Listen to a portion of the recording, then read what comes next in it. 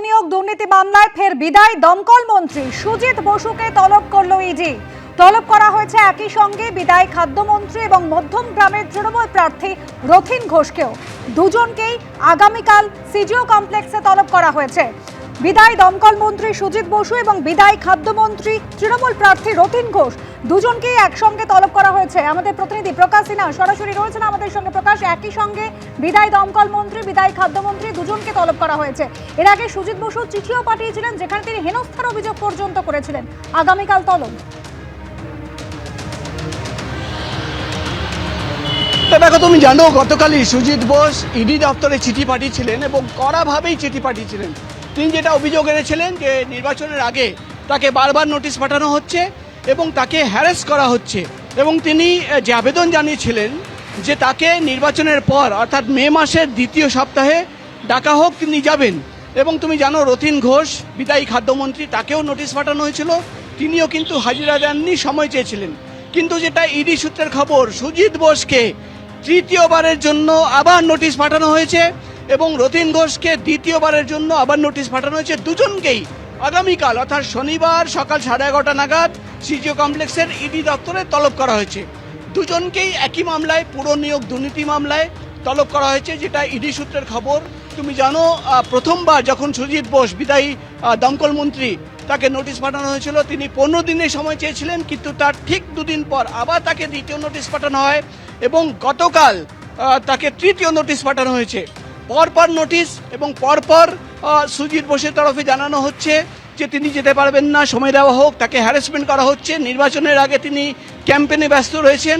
এবং যেটা ইডি সূত্রের খবর যে পুরো নিয়োগ দুর্নীতি মামলায় তদন্ত করতে গিয়ে তারা কিন্তু সুজিত বোস এবং বিদায়ী খাদ্যমন্ত্রী রথীন ঘোষ দুজনকেই জিজ্ঞাসাবাদ করতে চান।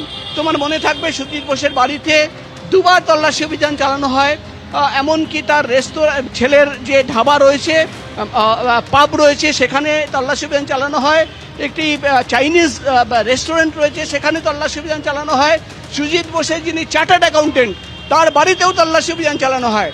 এবং ইডির তরফে যেটা দাবি করা হয় যে সম্পত্তির হিসেব একাধিক তথ্য সামনে রেখে, এর আগে তুমি জানো সুজিত বোসের ছেলেকে, স্ত্রীকে, মেয়েকে, প্রাক্তন জামাই তাকে জিজ্ঞাসাবাদ করা হয়েছে এবং সুজিত বোসকে এবার কিন্তু পরপর তৃতীয়বারের জন্য নোটিশ পাঠানো হয়েছে। এবং ইডি সূত্রের খবর, তিনি যদি না আসেন তাহলে কিন্তু যেহেতু 3বার নোটিশ পাঠানো হয়েছে, আইনানুগ ব্যবস্থা নেওয়ার চিন্তাভাবনা রয়েছে। কোর্টকে তারা গিয়ে জানাবেন যে তদন্তের জন্য তিনি সহযোগিতা করছেন না। কিন্তু গতকাল আমরা দেখলাম সুজিত বোস তিনি কড়া চিঠি পাঠিয়েছিলেন ইডি দপ্তরে। তিনি অভিযোগ এনেছিলেন যে তাকে হ্যারাস করা হচ্ছে।